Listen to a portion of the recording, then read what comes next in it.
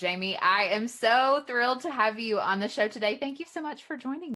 Thank you so much for having me. I'm glad to be here. Yes, you have a new book out that I'm really excited about. It's called Finding Quiet, My Journey to Peace in an Anxious World. And I told you before we started hitting record just how excited I was to get this book in the mail because of the time and the season that we are in right now. And so God knew that long ago when you signed that book deal, right? Probably a couple years ago, and you started writing. What you didn't know is that we were going to be in a global pandemic, much more isolated than we've ever been as a people before. And so I'm just curious, as we kind of jump off, what made this, that next right message for you that you wanted to get out into the world? Where did you start with that?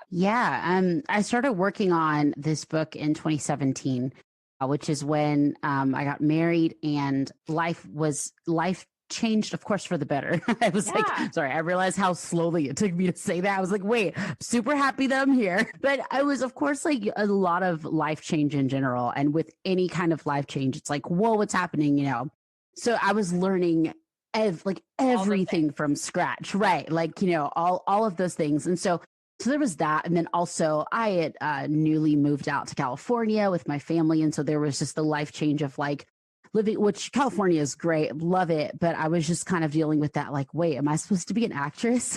Which, like, I've done some acting before, but I was like, is this something that I need to be working harder at? Do I need to have acting classes? How much are acting classes? Like, just even with my career, going through a lot of changes there and wondering, like I couldn't really afford to work with producers, and so I was learning how to produce music by myself, and so just going through like good changes relationally, challenging changes professionally, and also just, all the things that we deal with from 18 to 1,000 of just trying to grow up. Well, I shouldn't even say 18 because so many teenagers go through this too, but just trying to grow up and do it gracefully and do it well. Realizing that I was just adding to all the noise instead of actually finding peace in my own heart. And so I have an anxiety diagnosis, and I realized that those symptoms were showing up more and more.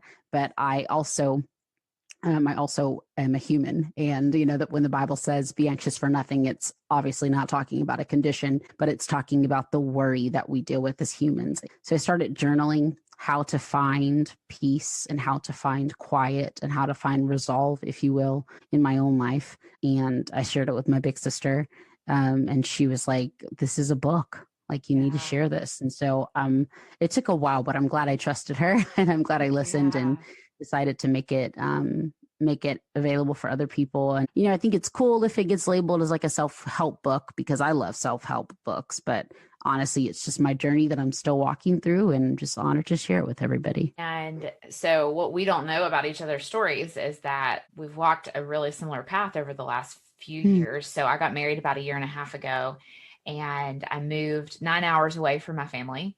And oh my goodness. My husband's a pastor. And so became a pastor's wife, started a new job. That's a whole thing.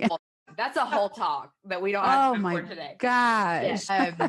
I think maybe that's another reason why I was so excited about this message, because I think if your personality is anything like mine, if I'm in a season like that, I can get in this place of, okay, I want to fill my life with all of the things so that I'm not maybe processing all of this change. Yeah. And there's something to that of like establishing new rhythms again. So like finding a gym, finding your way around your new grocery store, just finding those things that make your life feel normal.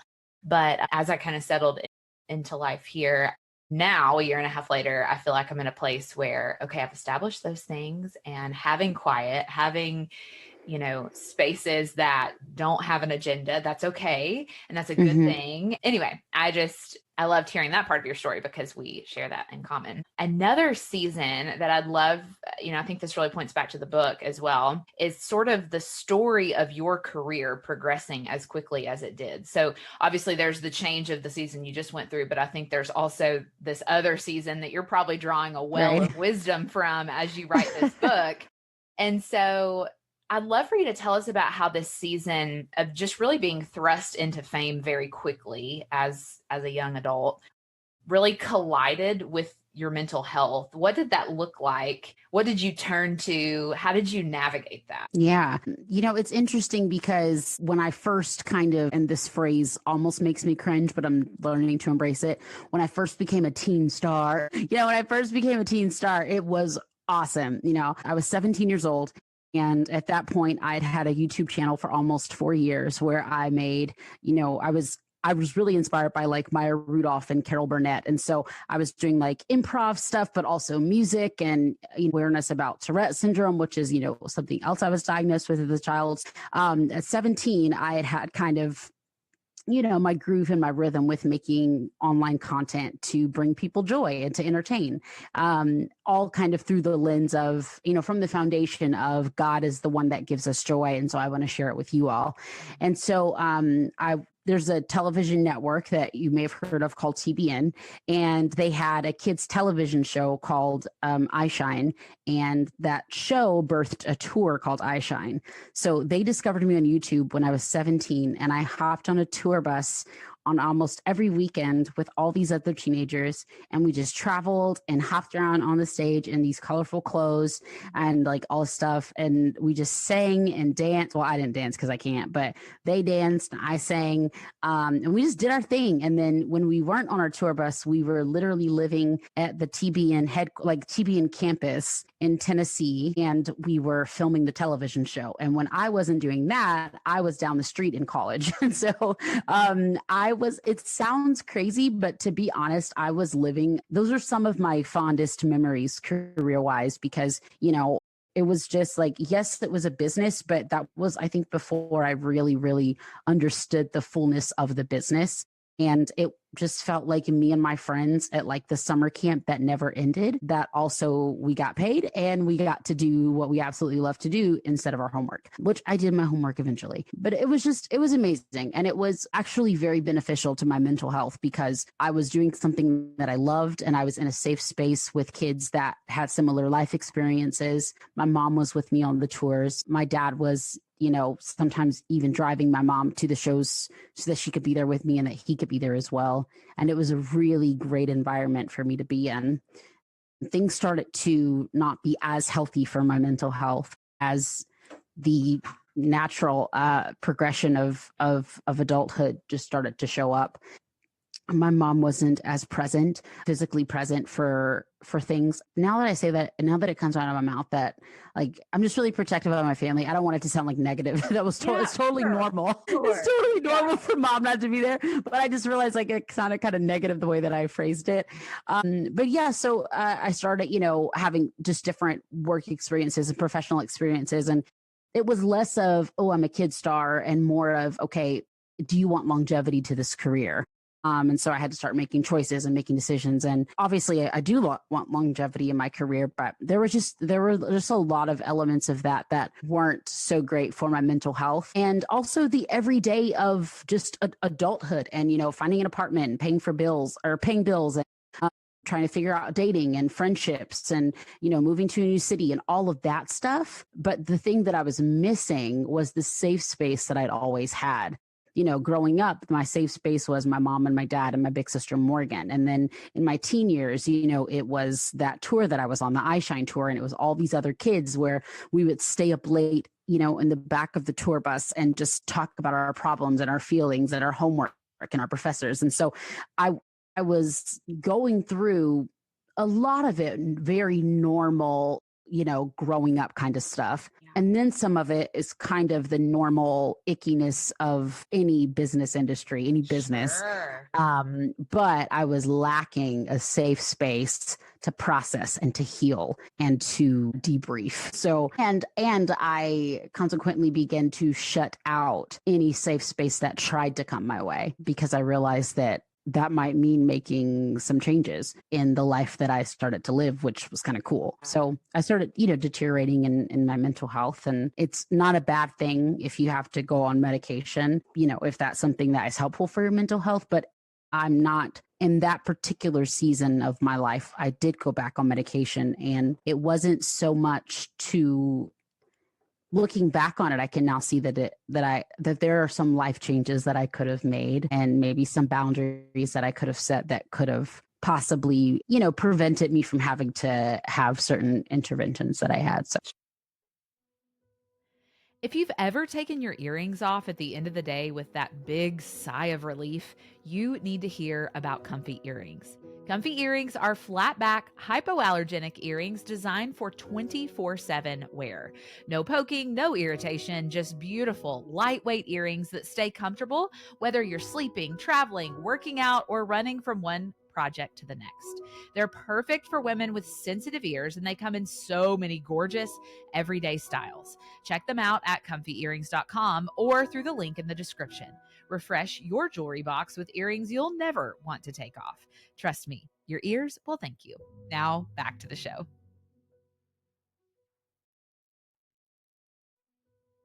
Looking for non-toxic, high-quality soap made by a company you can trust? Let me introduce you to Indigo Sundries, a Christian, family-owned small business that's been handcrafting soap for over 20 years. Every bar is made the old-fashioned way and free from seed oils, parabens, phthalates, sulfates, and all the other things your skin just doesn't need. Just clean, skin-loving ingredients that actually leave you feeling moisturized and refreshed. Whether you love a good fragrance, prefer essential oils, or need a simple unscented bar, Indigo Sundries has something for everyone, plus liquid soaps, room sprays, and beard products too. Get free shipping on orders over $50, and don't forget to use code Rebecca10 for 10% off at checkout.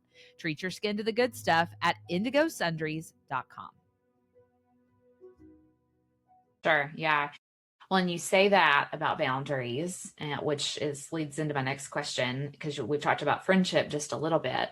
And I wonder, what role do you think friendships play in all of this? And I guess really the question is like, how do we set boundaries well, while also letting people in and walking with people and finding that community? Like, how do you think we find that balance? To learn from the beginning of just trying to navigate through like, okay, I need this safe space, but how do I know if this is a safe space where I can just unload everything that's going on? Or how do I know if this is a safe space where I can share what's going on today and not, the 5 and 10, 15 years of my life story that have led up to this point, And so there were lots of, I think that I built strong community pretty fast with the girls that I was on tour with as a teenager. There were a lot of awesome young women on that tour, but I first think of the two oldest girls that were there. Their names are Cammie and Paige. And we were kind of like the three oldest, and then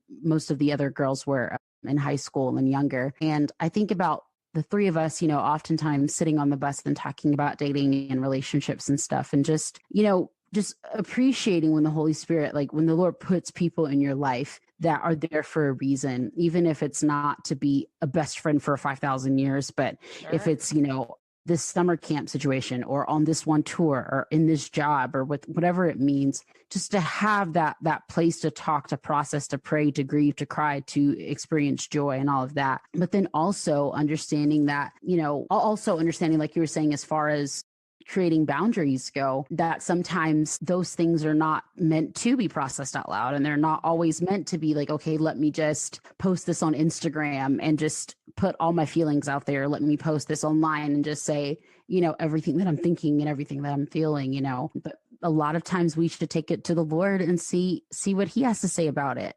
And he might send us someone to process it with. That made no kind of sense.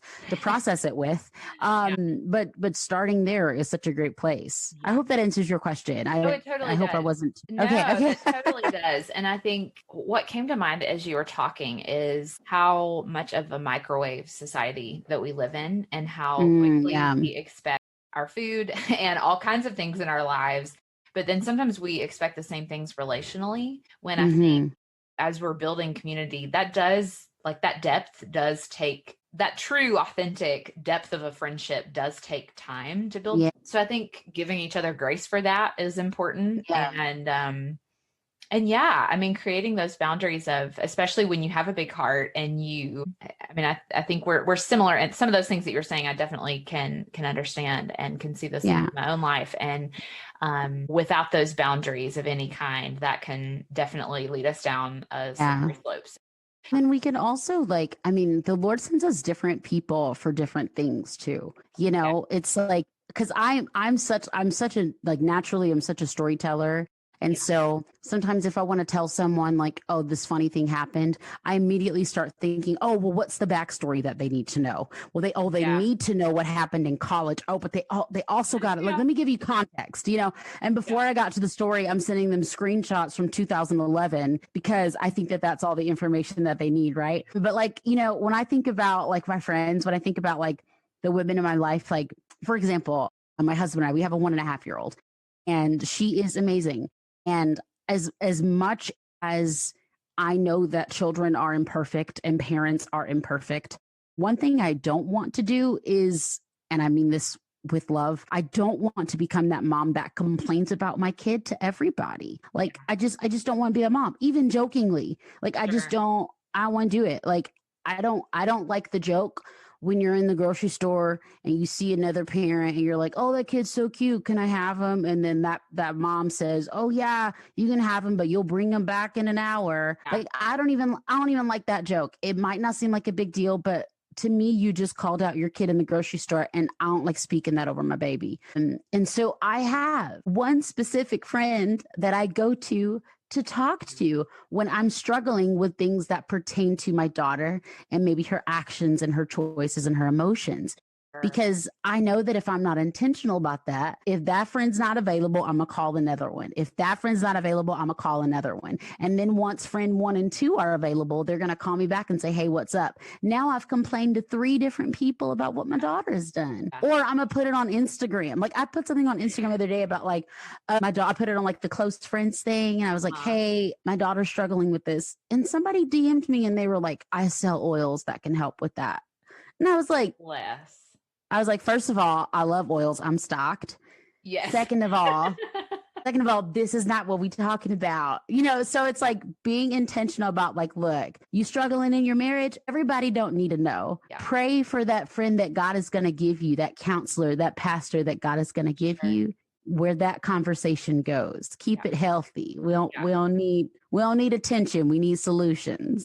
And also, back to what you said about like, let's go to the Lord first before we go to the 1,000,001 people. Okay, I have like all these popcorn thoughts that were coming as you were talking. One of the things was I had a conversation with one of my best friends about a month ago. Neither of us have kids yet.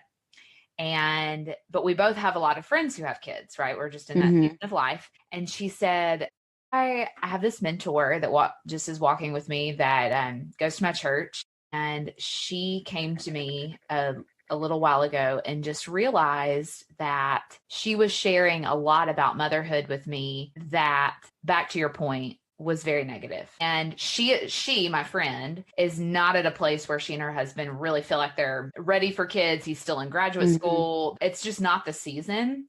Right. But also, so there's not only I'm not ready, but there's also everything I hear about motherhood is negative. Yeah. And she said, honestly, Rebecca, that's not the only person there are many people in my life who speak very negatively about motherhood. And like, this season is hard enough. I can't imagine putting all that onto our lives if that is what it really looked like. And her mentor said, she apologized. She came to her and apologized and said, hey, I want to be really thoughtful about, like, I'm not going to hide the fact that motherhood is hard, but it's also beautiful. And the last thing I want to do is portray just the hard stuff to you to the point where now you don't want to have kids. And there's enough of that happening to you right now that I no longer am going to be a part of that conversation. So, sorry. Wow. And I thought that was so powerful. And because that's maturity right there. That is a lot of maturity. Yes. And I have kind of a group of friends right now where we live that are all young moms. And I mean, love them to pieces. I love their little babies to pieces, but it can be similar at times where you're like, holy cow, I ain't ready for that. And exactly. I love that you bring that was my literal singlehood. I got so tired of married women while I was single. I was like, oh, so none of y'all like your husbands? Okay, moving on. I need some new married friends. I can't deal with y'all. Sorry, you were totally talking. No, I love that. And the other thought before we move on from friendships that came to mind is I heard Annie F. Downs not too long ago say this about just the world that we live in. And I thought it was so wise. She said, I don't know that we've ever been in a generation where we felt this need to maintain relationships with people. And this is going to sound negative, but when I fully flesh it out, I think you'll get it, of like that girl that we haven't seen or talked to in 20 years who was in our second grade art class, but like we're friends with her on Facebook. We know who she married. We know how many children she has. We know where she lives. We know what she does. And there's almost this pressure because we intake so much content of people's lives that we then feel like, oh, we have to know all the things about all of the people. And I think specifically she was talking about high school reunions. And she said, honestly, what's the point of high school reunions now? Like, I know all of the things. I see who I want to see, and I know what everybody's doing. And it's almost awkward when you walk into a room of a reunion and you're like, do I fake it and ask how many kids you have? Because I already, Right. That's so funny. I was one of my friends from college. She posted something the other day about wanting to have like a specific like just like kind of, well, we were posting kind of back and forth about having some kind of like specific homecoming or something like that for college, but only for like a certain group and like our friends. And then it almost felt kind of like seclusive or secluded. Well, what? What's the opposite of inclusive? Is it seclusive? Secluded? We don't know. Feels like we're left and leaving people out. Yes, straight up said left and but yeah, like it just, it felt like that for a second. But then like I was like, that's not fair for us to only do things for this certain community at this school. And then I was just thinking about it. I was like, but if we invite everybody, then I got to see a bunch of people that, like, no offense, I just don't really talk to. Sure. So like, why can't we just have a college reunion for like 30 of us, like from this dorm that one semester? You know what I mean? Because it's just weird. It's weird to pretend like we're all besties. Yeah. Like we're not, even though like you said, I know everything about your life is like, so when we get together, there's nothing to talk about because we all know what we're all up to. I saw what you ate for dinner last night, literally. Like if you asked me right here, like name 10 people you went to middle school with and who they're dating, I could probably tell you, like, and not in like I know so much kind of way, but like you said, it's like, we're all so oddly closely connected with people that we are not closely connected with. Welcome to 2020, guys. I love it. And it's a weird time. It's such a weird time. And I love technology. I'm very thankful I live 9 hours away from my family. I'm very thankful that there are ways that we can be connected to them and to people that we love in ways that we never would have dreamed possible when we were in middle school. Yeah. So I think it's very cool. Right. But I also think it's very important to free ourselves of that guilt of like really asking the Lord, like, who is it that you want me to pour into in this season right where I'm at? And am I being faithful in that? Or am I wasting my time scrolling on a screen of people whose lives that I'm no part of? So that I think is really the heart of what I'm getting to there. So I love that you bring that out. So I don't even know how to get us back on course with the book, but we're just going to take a hard right turn. Hey, let's do it. Go back to just talking about finding quiet. So that is the name of the book. And I'm just curious, like, what does that look like for you in this season? And how do you want to encourage readers to pursue that in this really weird time? Yeah. Ironically, one of the main things that I've implemented in my life, and I'm getting better at it, but it kind of started in the last couple of years, is boundaries when it comes to social media and digital communication as a whole. It's something that I have wanted to implement a boundary in my life for 7 or 8 years, but I never really thought I could. And I always felt the guilt and the shame of doing that because I just felt like people wouldn't think I was that nice of a person if I didn't respond to things right away or if I didn't apologize for not. But realistically, that's just not the kind of life that I want to live, where I'm just completely accessible and available to whomever wants access. And that's not the kind of life that I want to live. And so I've started to be intentional about that. I think the turning point for me, was maybe a year or two, I don't know, time it doesn't exist. But the turning point was within the last few years when I took a little bit of time to text someone back. And this is not a close friend. This is someone that I think is a nice human, but not a close friend. And they texted me and I didn't respond because I was probably living my life. And then like when I finally responded after like a few weeks, they put it on their Instagram story and they were like, this is how long it takes Jamie Grace to text back. And that was just like such a slap in the face. And then also it just felt like it was one of those things where they were trying to prove like Jamie Grace got a little taste of fame, so she's different now or whatever. But it was also like, I was so humiliated and embarrassed, and it just felt like such a low attack of a human. And then I just remember like after I got all those feelings out, I remember like literally saying out loud, yeah, that's how long it takes me to text back. And that's okay. Like I just said it to myself. I never said it to the person or whatever. And it's like, look, if someone's texting me and they're like, hey, Jamie, we just, we have like something really important, something really pressing. Can you do it? And I say, yes, I can do it. And then I don't text back, that's different.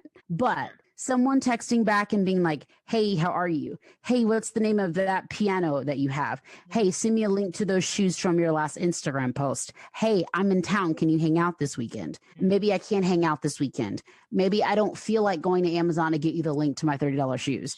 Maybe I don't feel like talking about my piano right now. That's not wrong. I don't have to say, I'm so sorry, I'm just not texting you back. 3 days later, I have a husband and a child and a job and things to do, and I was like literally shaving my legs. Like I don't have to explain all that. No. And that is something that I like personally have had to start just owning that and being okay with putting up those boundaries, because digital communication is hard. It's overwhelming. It's stressful. And it can make us feel like we need to be swiping and scrolling and tapping and responding all day long, and we don't. So freeing ourselves of that, freeing ourselves from that added noise. Oftentimes finding quiet can feel like, oh, it's the literal act of finding quiet. Like let's everybody be quiet. And that is sometimes what it means. Sometimes we literally need to learn how to sit in the literal quiet. But for a lot of us, we can't do that. It's not practical. We can't tell our spouse, like, when you come home from work, I don't want to hear a yawn. I don't want to hear a burp. I don't want to hear a phone call. For a lot of us, like, that's not incredibly practical. You can't say that to every roommate or your child or whatever. So a lot of times it's, okay, Lord, what noise am I adding to this situation that is unnecessary? How many times am I allowing Instagram to speak into my spirit and shutting the word of God out? Like, how often am I so overwhelmed by a situation that I can't sleep at night?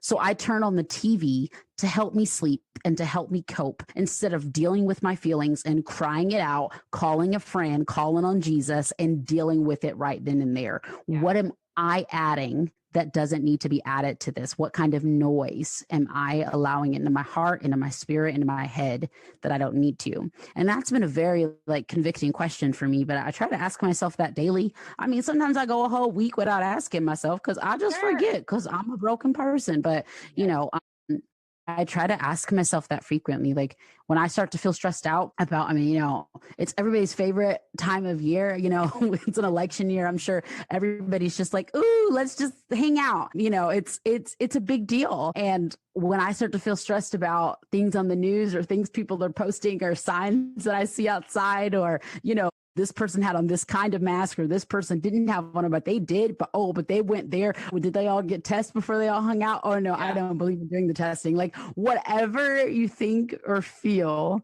when I start to feel that anxiousness, that anxiety, I have to stop and ask myself, okay, what kind of noise am I adding? It's so much easier to be the victim. And we all are going through a tough time. I'm not saying that we're not. But we have to stop and ask ourselves, what am I adding to this situation, to this environment that doesn't need to be here? And how can I find quiet from the inside out and let God do his thing? I love that. And I think that changes from season to season too. Like there might be times where, I don't know, where it's social media for you, and you, not to be legalistic, but like, okay, when my spouse gets home or my kids are winding down, like that is time that I'm going to spend and be fully present with them, not in physical quiet space, but just being intentional and not staring into a screen. Or sometimes it might be like, for me today, I went on a run and I was listening to a running playlist, and I got home and I kept it on when I got out of the shower, and this like really upbeat song came on. But then all of a sudden I got like really anxious because I was just like, I'm done with the running music. Like that's enough. And I need to just like not, listen to anything for a little bit. And sometimes I'll find myself even with podcasts. I love listening to podcasts. I think they're a great thing. That's why I host one. Yeah. But I don't have to have a voice in my ear 24/7. And I think we have access to just so much content. Like, okay, I can listen to a couple shows in the morning, but then like maybe I just need to work in the quiet and create in the quiet, because there's too much I'm letting noise. other things drown out my creativity or my work and things like that. So no, 100%. I mean, that's something that I talk about in the book for sure, because I've allowed adding noise to be kind of a coping mechanism for some of the uncontrollable thoughts that I do have when it comes to anxiety and OCD. And like you said, there's nothing innately wrong with that. If it's, like sometimes like you might get some terrible news on your way to a job interview, and you got to kind of put on some Kelly Clarkson and get through it. Like, like you're like, I got this, but like you said, there are definitely times to embrace that quiet. I like to like always, I work with a lot of songwriters because I am a songwriter.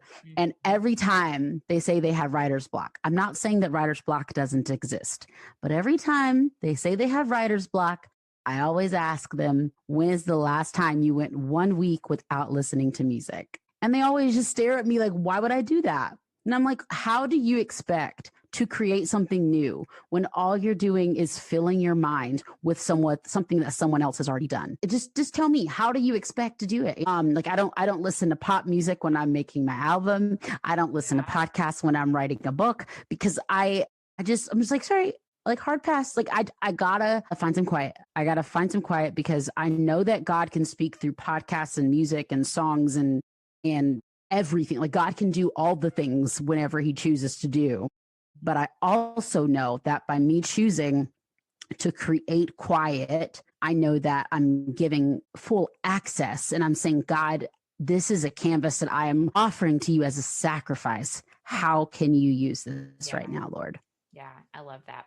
Love that. And I say right now. Absolutely. Yes, absolutely. I love that. And man, that's going to be such an encouragement to listeners, because we do have a lot of people who create, whether it is writing or they're in ministry or whatever it may be. And I think there's some version of that, no matter what it is that you're creating or how you're ministering. Of even, I hear a lot with writing, how writers will not read their genre as they're writing books. And I think that's so wise. So I mean, it's exactly what you're saying with songwriting, but just kind of in a different vein. Yeah. So I love that. I almost didn't want to go to therapy when I was writing my book, because I just kept wanting to put stuff that my therapist said in the book. Because I was like, wait, can you just do this chapter? Like, you're killing it, girl. Like, to the point where like I thanked all my therapists in the end, and I mailed all of them copies of the book. I was like, look, boo, you inspired this. That's what those acknowledgments are for, girl. Yes. I love it. I love it so much. Okay. So there is one question that I ask every person that comes on the show. It's my favorite question, and I am excited to ask you. So if I were to ask you, what do you think is the best piece of advice that you've ever been given? What would you say? Man, recently my parents have been reminding me that parenthood is just about filling up on patience and grace. And that has been, that's been helpful. We're at kind of that age where our daughter is really developing opinions and thoughts and personality. And she's really smart, but she doesn't necessarily have all of the words in the English language, locked and loaded. And so that's difficult. Like this morning, I was driving into my parents' house, and for almost 10 minutes, she was asking for something so passionately and so sweetly. She kept saying, please, but I just don't know what else she was saying. Like it wasn't English at all. And like, it almost like I almost started crying because she got to the point where she was like, peace, mama, peace, mama. And I was like, what do you want, baby? And she was like, go goo goo. And I was like, what is it, baby? Peace, mama. And I was like, well, can you point to it? So like that, like literally, like I was going to start crying. I'm going to start crying right now because it made me so sad. I couldn't figure out what she wanted. And so patience and grace, my parents have been reminding me of that. And I'm just like, okay, guys, I'm trying. What a tough season. I've walked with friends that have kids about that age, and man, like they can walk and they can start to express themselves, but it's like that frustration of the last 10% that they just can't say it yet. Yeah. Oh my gosh. I'm like, do you need a notebook? Can you write it out? Like, have you heard of charades? Like, draw it for me. So funny. Well, patience and grace is great advice for any season, especially. Yes. I love that. Yes. I love that so much. This has been such a fun conversation, and I am really excited for listeners to check out your book. So tell everybody, where can they connect with you, grab the book, listen to music, all the things. Yeah. So, the best place to find me is at Jamie Grace H on Instagram. But I grew up on the internet. So Twitter, TikTok, literally YouTube. I post videos every Friday there, literally anywhere you like to find social media stuff. And then you can get my book at Amazon, Barnes and Noble's website, Taco Bell. But if you just like really want it to be signed, then you got to go to jamiegrace.com. But awesome. So it's just whichever one you want. I mean, I like that 2-day shipping with Prime. So I understand. I love it. Okay. Well, this has been the most fun conversation. I've loved getting to know you, and I'm so excited. Oh, thank you so much. And excited for everybody to check it out. So thanks for being my guest today. Of course. Thank you for having me.